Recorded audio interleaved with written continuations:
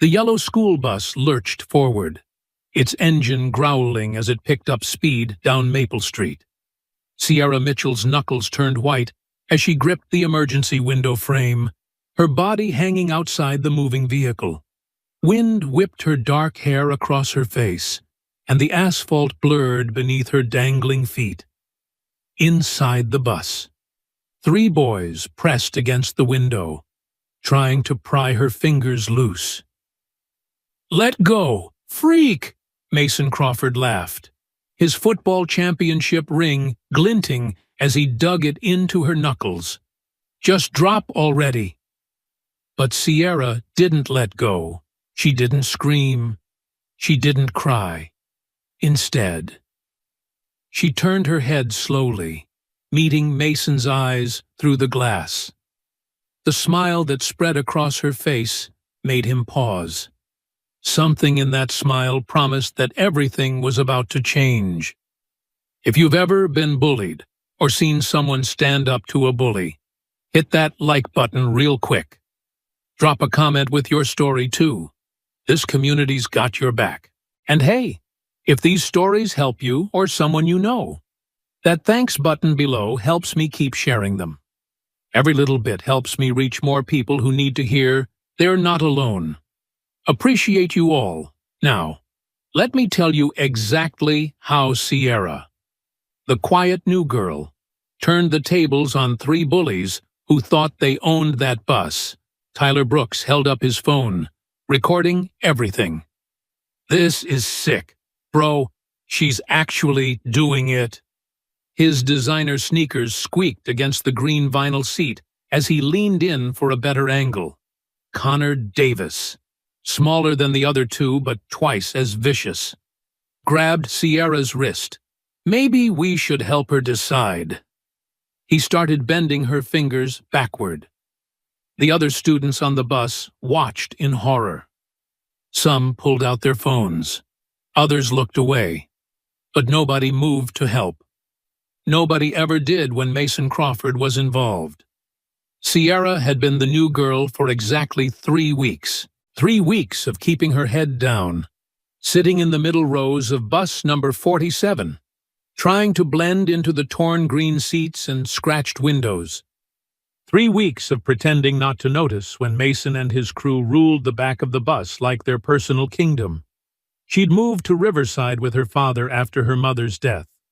A fresh start, he'd said, a quiet town where they could heal. Colonel Mitchell had chosen this place specifically because it was supposed to be safe, peaceful, the kind of place where nothing ever happened. The first day had been deceptively quiet. Sierra found an empty seat halfway back, opened her book, and minded her own business. She noticed Mason immediately. He was hard to miss. 6'2", quarterback build, with that particular swagger that came from being the sheriff's son in a small town. Tyler Brooks sat beside him, scrolling through his phone and occasionally showing Mason something that made them both laugh. Connor Davis sprawled across the seat behind them, feet up, taking up space he hadn't earned. "Fresh meat," Connor had whispered, loud enough for her to hear, but Sierra kept reading, fingers steady on the pages of her worn paperback. Day 2 brought the first test. A spitball hit the back of her neck during the ride home. She brushed it away without turning around. Another hit her book. Then another. The boys' laughter echoed through the bus, but Sierra just turned the page. "Hey, new girl," Mason called out. "You deaf or just stupid?" Sierra closed her book slowly, marking her place with a finger. She turned in her seat, meeting his gaze with steady brown eyes. Neither, just not interested. The bus went quiet. Nobody talked to Mason Crawford like that. Nobody. Tyler lowered his phone, actually paying attention for once. Connor sat up straighter. Mason's jaw tightened, but then he smiled, the kind of smile that meant trouble was coming. "Not interested," he repeated, drawing out each word. "Hear that? Boy's princess here isn't interested in making friends." Maybe she thinks she's too good for us, Tyler suggested, already seeing content potential. Must be it, Mason agreed. He stood up, having to duck slightly to avoid hitting his head on the bus ceiling. Carl, the driver, was focused on the road, squinting through thick glasses that should have been replaced years ago. The rear-view mirror might as well have been decorative for all the attention he paid to it. Mason made his way down the aisle, his friends following. He stopped at Sierra's seat, looming over her. Up close, she could smell his cologne, something expensive and overwhelming. His leather jacket bore patches for football, wrestling, and track. A golden boy with a mean streak a mile wide. "Here's how this works," he said, voice low enough that Carl wouldn't hear over the engine noise. "This bus has a hierarchy. I'm at the top. My boys here are with me. Everyone else falls in line. You're at the bottom. Fresh meat always is."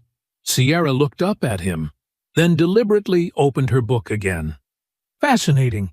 Does this speech usually work?" Connor snorted with laughter before catching himself. Mason's face darkened. "You've got balls. New girl, I'll give you that." He reached down and plucked the book from her hands, examining the cover. "What's this trash? Some romance novel? It's Hemingway," Sierra said evenly. "The sun also rises, though I doubt you'd appreciate the symbolism." Tyler whistled low. "Damn, she just called you stupid, Mace." Mason's grip tightened on the book for a moment. Sierra thought he might tear it in half instead. He smiled again and tossed it out the open window. The paperback fluttered in the wind before disappearing into the roadside ditch. "Oops," he said. "Butterfingers." Sierra's jaw clenched, the first sign of emotion she'd shown. That book had been her mother's, one of the few things she'd kept. But she forced herself to remain calm, turning back to face forward. "That all you got?" she asked quietly. Mason leaned in close, his breath hot on her ear. "Not even close, princess. We're just getting started."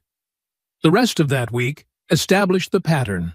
Every morning and afternoon, the harassment escalated. Gum in her hair, soda accidentally spilled on her backpack. Her lunch money snatched from her hand and tossed around the bus like a game of keep-away. Sierra endured it all without breaking. She'd learned patience from her father, discipline from years of training. What these boys didn't know was that Colonel Mitchell hadn't raised a victim. He'd raised a survivor. "Why don't you fight back?" a girl named Jenny had whispered to her one afternoon, after Mason had dumped the contents of Sierra's backpack across the aisle. "Tell someone." "Tell who?" Sierra asked, collecting her scattered notebooks. "His daddy, the sheriff, Carl up there, who conveniently goes deaf whenever they start up the principal who wears Mason's jersey number on game days." Jenny bit her lip. "It's not right." "No," Sierra agreed. "It's not. But sometimes you have to pick your battles. Wait for the right moment." "When's that?" Sierra smiled, and it was the same smile she would wear 3 weeks later, hanging outside the bus. "You'll know it when you see it." The second week brought physical escalation. Mason discovered that Sierra always sat in the same seat, 4th row back, left side, by the window. So he claimed it for himself, sprawling across it every morning before she got on. "Oh, sorry," he'd say with mock politeness. "This seat's taken. Guess you'll have to stand." Sierra would wordlessly move to another seat. But the next day, that seat would be taken too. Soon. She was relegated to the floor by the wheel well, backpack clutched in her lap while the bus bounced over potholes. "Where's your smart mouth now?" Connor taunted, filming her with his phone. Not so tough down there. Are you? Sierra said nothing. She counted the stops, memorized the route, noted which turns were sharpest. Information was power. Her father always said, "Know your terrain." Tyler posted the videos to his social media, carefully edited to show only Sierra on the floor. Never the reason why. The captions were cruel bus trash where she belongs, and even the seats reject her. They got hundreds of likes from classmates too afraid to do anything else. The third week started with the bathroom incident. The bus had a tiny emergency restroom in the back, basically a closet with a chemical toilet, meant for long field trips. Mason and his crew cornered Sierra during the morning ride, shoving her inside and jamming the door with a hockey stick. "Hope you're comfortable in there," Mason called through the door. "It's where you belong anyway, with the rest of the crap." And the smell was overwhelming. The chemicals, the confined space, the motion of the bus making her stomach churn. But Sierra controlled her breathing, found her center. She'd been in worse places, cramped cars during long moves, hospital rooms that smelled of disinfectant and death. This was nothing. When Carl finally stopped for a railroad crossing 20 minutes later, she used the emergency release to open the door, sliding out past the shocked boys. She returned to her seat without a word, though her eyes promised retribution. "Tough little thing, isn't she?" Tyler muttered. "She's asking for it," Mason replied, but something in his voice suggested uncertainty. He was used to breaking people quickly. Sierra's resistance was becoming a challenge to his authority. Thursday night, Sierra sat at the kitchen table, doing homework while her father cooked dinner. Colonel Mitchell moved around the kitchen with military precision, each movement economical and purposeful. "How's school?" he asked, not turning from the stove. "Fine," Sierra replied automatically. "And the bus?" Her pencil paused over her calculus problem. Her father noticed everything, even when he seemed focused elsewhere. "Also fine." He turned then, studying her with sharp gray eyes that had seen combat in 3 different countries. "Sierra, you know you can talk to me about anything." "I know. Dad?" She met his gaze steadily. "But I've got this." He nodded slowly. They were alike in that way, preferring to handle their own problems. "Just remember what I taught you. Sometimes the best defense is letting them think they're winning." Sierra finished. "I remember. And if things escalate beyond what you can handle," she smiled, and it was his smile reflected back at him, "then I'll handle it differently." Friday morning dawned gray and drizzling. The kind of rain that wasn't quite enough to cancel school, but made everything damp and miserable. Sierra boarded the bus with her hood up, water droplets clinging to the fabric. Mason was waiting in her usual seat, feet up on the back of the seat in front of him. "Morning, Princess. Lovely weather for a swim. Don't you think?" Tyler and Connor flanked him, their grins sharp as broken glass. Something was different today. There was an energy in the air, electric and dangerous. "Big game tonight," Connor said, conversationally. "Mays here needs to blow off some steam before he crushes Lincoln High." "That's right," Mason agreed, cracking his knuckles. "And I've been thinking, we've been too easy on you. New girl, time to step up our game." Sierra chose a seat 3 rows back, by another window. She always chose window seats now. Old habit from traveling. Always know your exits. The bus rumbled to life, Carl grinding through the gears as they pulled away from the curb. The rain intensified, drumming against the roof and streaming down the windows. Other students hunched in their seats, earbuds in, eyes down. They'd learned not to watch when Mason was hunting. "You know what your problem is," Mason continued, standing despite the moving bus. He swayed with the motion like a sailor on deck. You don't know your place, but don't worry. We're going to teach you. They waited until the bus was on the main road, picking up speed. The residential streets gave way to the commercial district, storefronts blurring past in the gray morning light. That's when Mason made his move. Connor, get the window!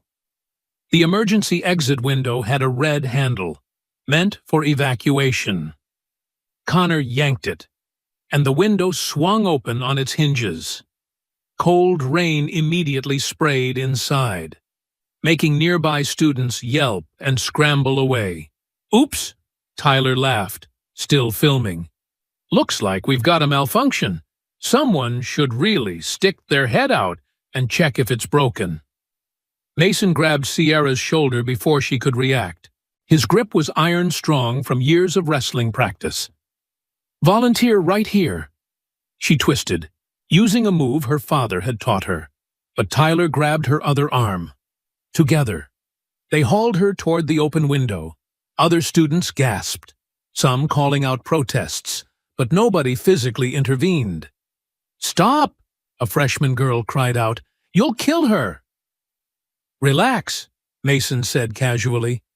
Just teaching her to fly. Every bird's got to leave the nest sometime. Sierra fought them, but 3 against 1 in a confined space wasn't a fair fight. They pushed her upper body through the window, rain immediately soaking her hair and clothes. The road rushed by below, puddles exploding under the bus tires. The speedometer over Carl's shoulder read 35 miles per hour. How's the weather out there? Connor called, holding her legs so she couldn't kick back.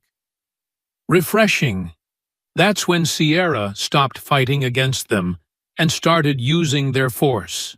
She grabbed the emergency window frame with both hands, using their push to swing her legs up and out. For a moment, she was completely outside the bus, feet finding purchase on the narrow ledge below the windows. What the hell? Tyler stepped back, surprised. Sierra adjusted her grip, muscle memory from hundreds of hours on the climbing wall kicking in. The rain made everything slick, but she'd climbed in worse conditions. She turned to face them through the window, and that's when she smiled. My turn, she said quietly, but they heard her clearly over the rain. Mason lunged forward, trying to push her off completely, but Sierra had been expecting it. She caught his wrist as his arm came through the window, her grip like a vice.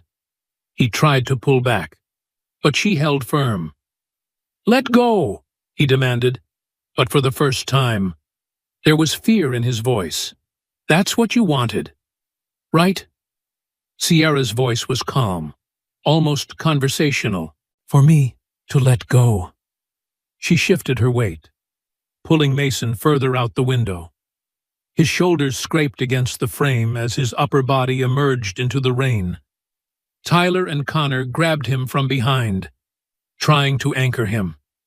You're crazy, Mason screamed, rain running into his eyes.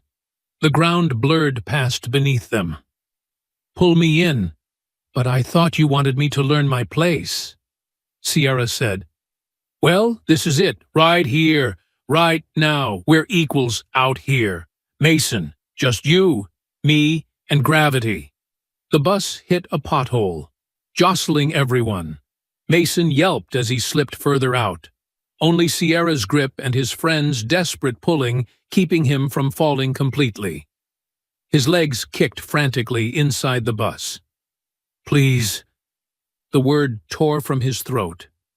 Pride forgotten in the face of real danger. Sierra studied him for a moment, rain running down her face. Then she looked past him to Tyler and Connor. 3 of you wanted me out here. Seems only fair you all join me. She pulled harder, using Mason's weight as leverage. Tyler and Connor, trying to save their friend, were dragged forward. The window frame was only so big, but physics was on Sierra's side now. Connor's hip hit the frame hard as he was pulled partially through. "Stop!" Tyler screamed, his phone clattering to the floor.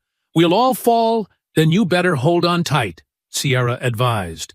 Students were screaming now, some running to the front of the bus, begging Carl to stop. The old driver glanced in the mirror, saw the commotion, and his eyes went wide behind his thick glasses. The bus began to slow, but they were approaching the intersection of Main and 3rd, the busiest crossing in town. Carl couldn't just slam on the brakes without causing an accident. Sierra maintained her grip on Mason, who was now crying openly, rain and tears mixing on his face. Tyler had both arms around Mason's waist, and Connor was wedged in the window frame, half in and half out. "When we get through this," Sierra said, loud enough for everyone to hear, "things are going to change. No more harassment, no more bullying, no more acting like you own this bus and everyone on it. Agreed?" "Yes," Mason sobbed. "Whatever you want, just pull me in." "I don't think you mean it," Sierra said thoughtfully. "Maybe we should stay out here a little longer. Really let the lesson sink in." The bus was slowing more now, Carl frantically looking for a safe place to stop. But traffic was heavy, and the rain made visibility poor. They were still going 20 miles per hour at least. "Please," Connor gasped, his ribs compressed against the window frame. "We're sorry. Sorry." Sierra tilted her head. "For which part?" "The spitballs. The stolen lunch money. Locking me in the bathroom. Destroying my mother's book." Each word hit like a physical blow. The other students watched in stunned silence as the truth of weeks of torment was laid bare. "All of it," Tyler cried out. "We're sorry for all of it." Sierra nodded slowly. "Better. But sorry isn't enough. You three have terrorized this bus for years. How many kids have you hurt? How many have transferred schools or found other ways to get to class? Just to avoid you." Nobody answered, but the silence spoke volumes. "Here's what's going to happen," Sierra continued, adjusting her grip as Mason whimpered. "When this bus stops, you're going to apologize to everyone. Then you're going to find different transportation to school. This bus is off limits to you three from now on." "You can't," Tyler started. Sierra pulled Mason another inch outward. "I can't what you put me out here. You started this. I'm just better at finishing it than you expected." The bus finally found a place to pull over. A strip mall parking lot just past the intersection. But Sierra didn't let go. Not yet. "One more thing," she said. "I know you've been recording all of this." "Tyler, your phone might be on the floor, but I bet others are filming." "Good. Let them see what happens when you push someone too far." As the bus rolled to a stop, Sierra maintained her grip on Mason and her position outside the window. Students pressed against the opposite windows, phones out, capturing every second. The rain had lightened to a drizzle, but the three boys were soaked through, shivering with cold and fear. "Now," Sierra said quietly, "we wait for the authorities. And won't that be interesting? Considering whose son is hanging out a bus window." Mason's eyes widened further as the implications hit him. His father, the sheriff, would hear about this. The whole town would hear about this. There was no spinning this story. No way to make himself the victim, with dozens of witnesses and video evidence. In the distance, sirens wailed, growing closer. Sierra smiled again, that same cold smile that had started this all. "Welcome to consequences," she said. "Population U3. The sirens grew louder. The phone cameras kept recording. "And Sierra Mitchell." the quiet new girl who just wanted to read her book in peace, held 3 bullies suspended between safety and disaster, waiting patiently for justice to arrive. But she wasn't done yet. Not even close. The first police car screeched into the parking lot, lights flashing red and blue through the morning drizzle. Sierra maintained her grip on Mason, who had gone from sobbing to hyperventilating. Tyler and Connor remained tangled in their human chain, afraid to move, afraid to let go. Nobody move. Deputy Martinez stepped out of the patrol car, hand on his radio. He was young, maybe late 20s, and his eyes widened as he took in the scene. 3 teenage boys hanging partially out of a school bus window, held in place by a girl who looked perfectly calm despite being completely outside the vehicle. "Deputy," Sierra said conversationally, as if they were meeting at a coffee shop. "These 3 were trying to push me out of a moving bus. I decided to show them what that felt like." More sirens approached.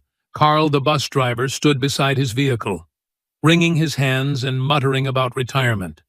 Students pressed against every window, phones still recording. "Miss, I need you to carefully move back inside it," Martinez said, approaching slowly. "Happy to," Sierra replied, "as soon as they apologize to everyone they've terrorized on this bus. We had a deal." Mason tried to speak, but only managed a wheezing gasp. The reality of hanging 35 feet above asphalt had stripped away years of arrogance. "Now!" Tyler screamed from inside. We're sorry to everyone. Names," Sierra said calmly. "Be specific." "Jenny Patterson," Connor gasped out, ribs still pressed against the window frame. "Sorry for putting gum in your hair." "Marcus Webb," Tyler added desperately. "Sorry for stealing your inhaler that time." "Amit Patel," Mason whispered. "For the curry jokes. Every day. I'm sorry." The confessions poured out like water from a broken dam. 3 years of cruelty laid bare in the parking lot of a strip mall, witnessed by dozens and recorded for posterity. 2 more police cars arrived, followed by an ambulance. The EMTs looked confused, but ready. One of them, a woman with graying hair, called up to Sierra. "Honey, are you hurt?" "No, ma'am," Sierra replied. "Just teaching a lesson in physics. For every action, there's an equal and opposite reaction." Deputy Martinez was on his radio, calling for additional units and trying to explain the situation to dispatch. "No, they're not falling. She's holding them." "Yes, holding." "No, I don't know how." That's when a black Chevy Suburban pulled up. No lights, but moving fast. Sheriff Crawford stepped out, his face a mask of fury and fear. He looked up at his son, dangling from the bus, and then at Sierra. "Let him go," he commanded. "Sure thing," Sierra said, and loosened her grip slightly. Mason screamed, "No, I mean, pull him in." "Oh, you should be more specific. Sheriff, words matter." Sierra adjusted her hold again. "But I think Deputy Martinez has this under control. You seem too emotionally involved to handle this professionally." Crawford's face went purple, but Martinez stepped forward. "Sir, with all due respect, you should step back. This involves your son.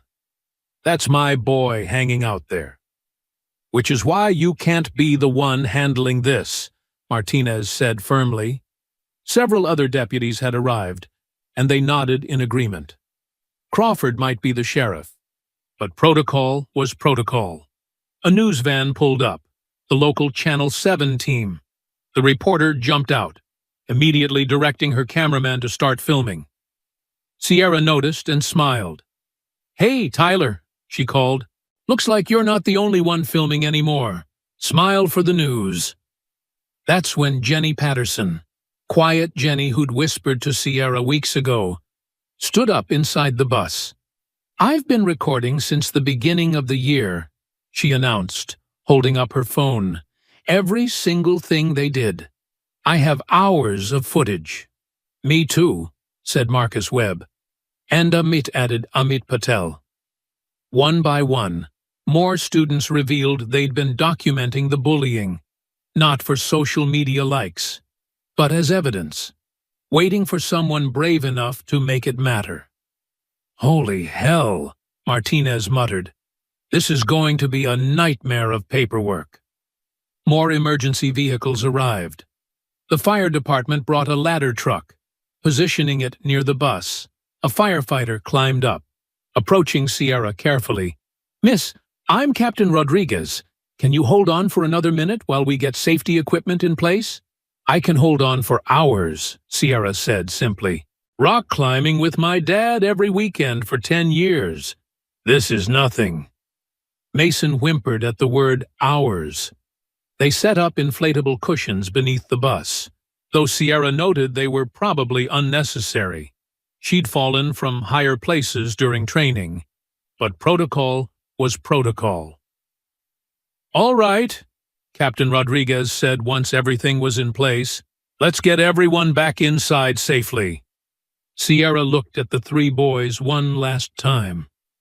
Remember this feeling, the helplessness, the fear, the humiliation. That's what you put others through every single day, but here's the difference.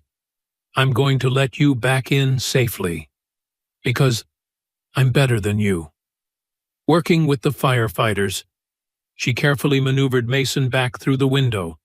He collapsed on the bus floor, shaking. Tyler and Connor followed, both pale and soaked.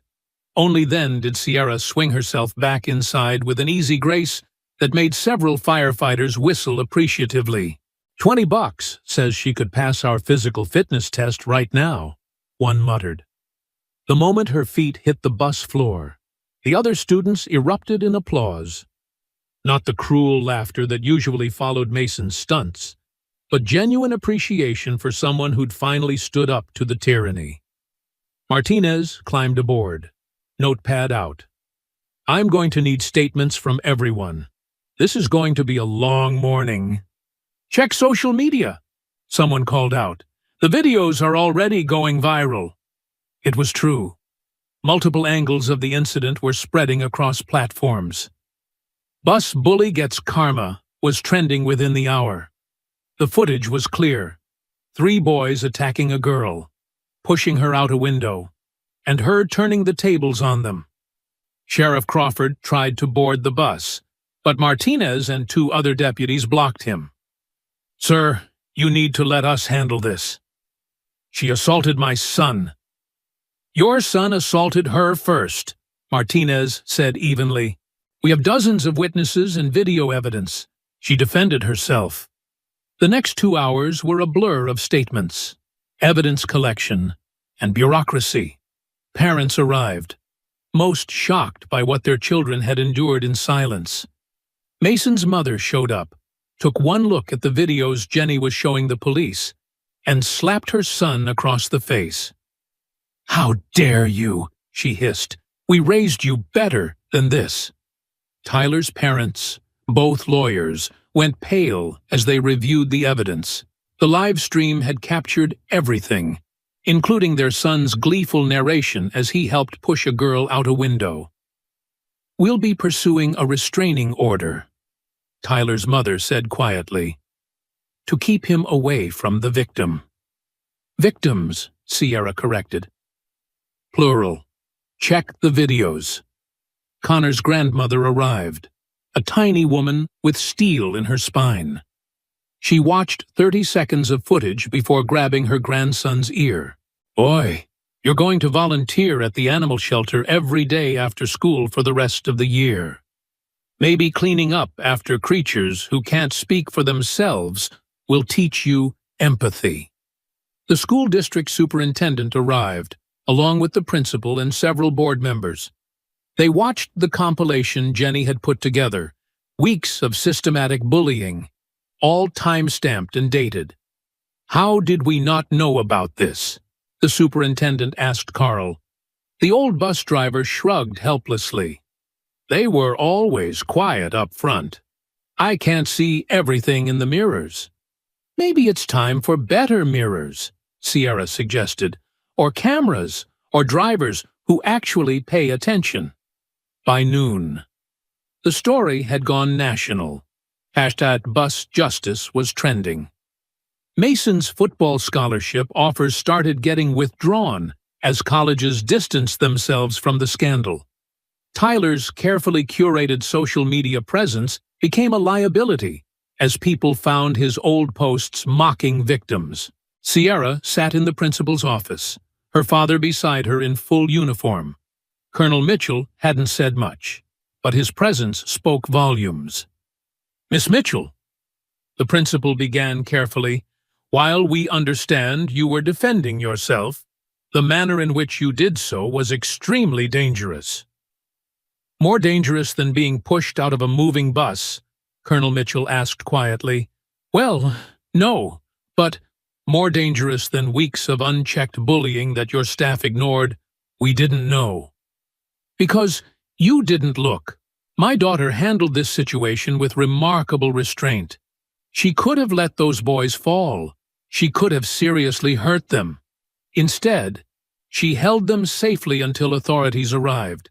She showed more control and judgment than anyone else involved, including the adults who should have prevented this situation entirely." The principal had no response to that. The aftermath moved quickly. Mason, Tyler, and Connor were expelled after a hasty school board meeting. Criminal charges were filed: assault, reckless endangerment, harassment. The district implemented new anti-bullying policies and installed cameras on all buses. Carl took early retirement. The new driver, a former military police officer, had a different approach to maintaining order. Sierra became something of a legend. Though she tried to avoid the attention, colleges reached out, impressed by her character and composure under pressure. The rock climbing community invited her to competitions. Anti-bullying organizations asked her to speak. She turned most of them down. "I just wanted to read my book in peace," she told one persistent reporter. 3 months later, Sierra was back in her usual seat, 4th row, left side, by the window. She had a new copy of The Sun Also Rises, a gift from the grateful parents of Mason's former victims. The bus was different now, quieter, but in a good way. Students talked and laughed without fear. Jenny sat beside her, finally brave enough to take a front-facing seat. "Did you really plan all that, knowing how they'd react?" Sierra marked her page and considered the question. "I knew they'd escalate eventually. Bullies always do when their authority is challenged. I just made sure I was ready when they did." The climbing stuff, that was true. Every word. Dad started teaching me when I was 6, after Mom got sick. It became our thing. Hours on the wall, learning to trust my grip, to read the rock, to stay calm when things got scary.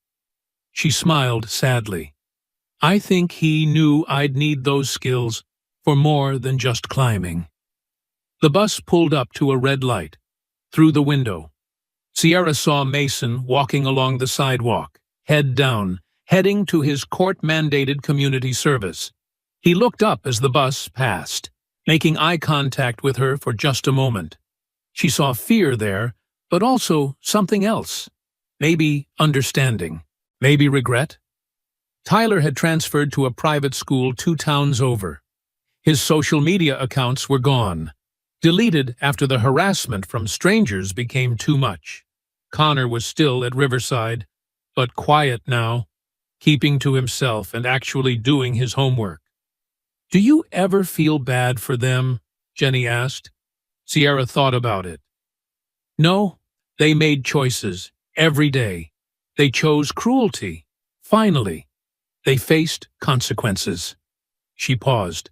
But I hope they learn from it. People can change, if they really want to. The bus rumbled on, carrying its load of students safely to school. No one cowered in the back anymore. No one claimed seats they hadn't earned. No one filmed others' humiliation for likes and laughs. And Sierra Mitchell, the quiet girl who just wanted to read in peace, finally could. She opened her book and lost herself in Hemingway's prose. The morning sun warming her face through the window, the same window she'd hung from, the window that had become a symbol of standing up to bullies everywhere. Sometimes the best lessons were taught outside the classroom. Sometimes they happened on an ordinary Friday morning, in the rain, on bus number 47. Sometimes all it took was one person willing to hold on tight and refuse to let go. 5 years later, Autumn Sinclair stood before Congress, testifying about the Ridgecrest model that had transformed hundreds of schools nationwide. The former physics teacher had become an reluctant icon, her story studied in education programs and civil rights courses. "Senator," she addressed the committee chair, "systemic bullying thrives in darkness. When we shine light through accountability, transparency, and consequences, it withers.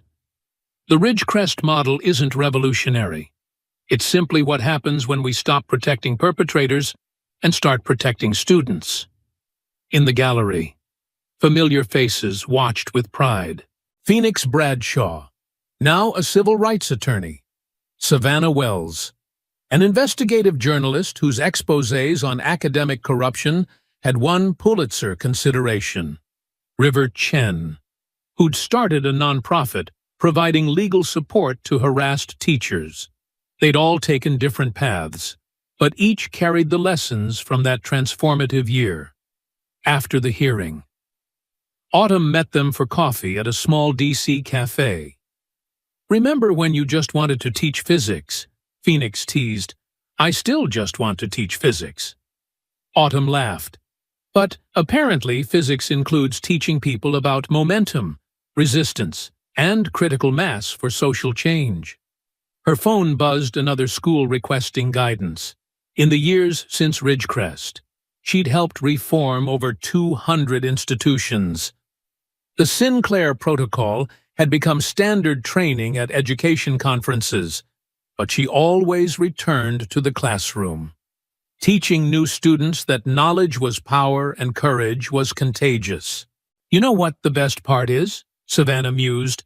"Jackson Donovan writes me from prison sometimes. He's getting his teaching degree. Says he wants to coach kids the right way. Break the cycle he perpetuated." "People can change." Autumn nodded. "When systems change, people within them change too. That's the real physics of transformation, creating conditions where better choices become possible." As they parted ways, River handed Autumn an envelope. Inside was a photo from their graduation day, signed by hundreds of students whose lives had been changed by one teacher who refused to compromise. The inscription read, "Force x mass x acceleration. You taught us to be the force with love. The Ridgecrest Revolution." Autumn smiled, tucking the photo into her briefcase next to her lesson plans. Tomorrow, she'd face a new classroom of students, and once again, she'd teach them physics, the physics of standing up, speaking out, and changing the world one equation at a time. The next morning, Autumn entered Harrison High School in inner-city Baltimore. Her newest assignment. The hallways reeked of neglect-peeling paint, flickering fluorescent lights, and the unmistakable tension of a school on the edge. She'd specifically requested this placement after reading about their 40% dropout rate and 3 teacher assaults in the past year. "You must be the miracle worker." Principal Rodriguez greeted her, exhaustion etched in every line of his face. "Fair warning, your second period AP Physics has the Northside crew. They've run off 4 teachers this semester alone." Autumn smiled. "Perfect. I work best with challenging particles." The warning bell rang, and she made her way to room 217. through the door's narrow window. She spotted them immediately, 7 students wearing matching black hoodies, sprawled across desks like they owned the place. The leader, a muscular kid with neck tattoos, was carving something into a desk with a switchblade. She entered without hesitation. "Good morning, I'm Miss Sinclair, and before we start, I have one question." She set her briefcase down calmly. "Which one of you thinks you're the toughest?" The room went silent. The leader, his desk nameplate read, Deshaun Washington, slowly looked up. "You lost or something. This ain't suburban Kansas, lady." "You're right," Autumn agreed, pulling out her laptop. "This is Baltimore, home of Frederick Douglass, Thurgood Marshall, and, hopefully, future physicists who understand that real power isn't about intimidation, it's about understanding the forces that shape our world." Deshaun stood, his crew following suit. "See, that's where you're wrong. In here. We're the force." "Prove it," Autumn challenged, pulling out a baseball and tossing it to him. "Calculate the force of your throw. Mass times acceleration. Show me you understand power." Shatis, he caught the ball, confusion flickering across his face. "What kind of game?" "No game. You claim to understand force. I'm asking you to quantify it. Or is the North Side crew afraid of a little math?" The room crackled with tension. Another student, a girl with intricate braids, spoke up. "Why should we care about some equations?" Autumn pulled up a video on her laptop. "Because Jamal Rice graduated from this very school 15 years ago, used these same equations to design buildings that withstand hurricanes. Because Keisha Johnson, Northside born and raised, became a NASA engineer using physics principles. Because knowledge is the only power nobody can take from you." "Man, this some after-school special nonsense." Deshaun scoffed, but he hadn't put down the baseball. "Is it?" Autumn walked to the board, wrote an equation. "This formula calculates trajectory. It's how your beloved Ravens quarterback knows where to throw. It's how the police calculate bullet paths at crime scenes. It's how SpaceX lands rockets. Power isn't just physical, it's understanding how the world works." A thin boy in the back raised his hand tentatively. "My cousin said you're the teacher who took down that whole corrupt school board upstate." "I taught students to think critically and demand better," Autumn corrected. "They took down the corruption themselves, just like you could transform this school if you understood the physics of social momentum." Deshaun finally sat, still holding the baseball. "Aight, say we listen. What's in it for us?" "Everything," Autumn said simply. "The ability to build instead of destroy, to protect instead of threaten, to lead through knowledge instead of fear." But first, she pointed to the equation. "Who can tell me what happens when we increase the angle of release?" For the first time in months, hands slowly raised in room 2710. The transformation of Harrison High had begun, one equation at a time.